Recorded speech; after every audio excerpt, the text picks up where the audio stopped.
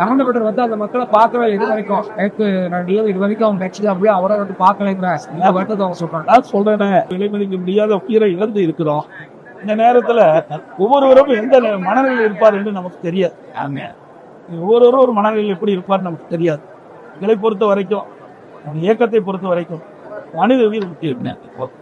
மக்கள் அரசியல் கட்சி தலைவர்கள் கூட்டத்தில் கலந்து கொள்கின்ற பொழுது அந்த கலந்து கொண்டிருக்கிற மக்களுக்கு எவ்வித பாதிப்பும் இல்லாமல் இருக்க வேண்டும் என்று அழைப்பாங்க.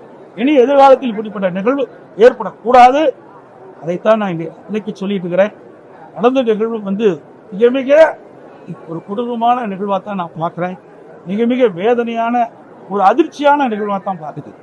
இன்றைக்கு நான் ஏற்கனவே குறிப்பிட்டதை போல இன்றைக்கு இதுவரை தமிழகத்திலும் சரி இந்தியாவிலும் சரி ஒரு அரசியல் கட்சி பொதுக்கூட்டத்தில் இவ்வளவு பேர் இறந்ததாக தெரியவில்லை. எனக்கு தெரிந்தவரை தெரியவில்லை. ஆக இது பல பேர் 39 பேர் இறந்திருக்காரு சொன்னால் சாதாரணமாக எடுத்துக்கொள்ள முடியாது.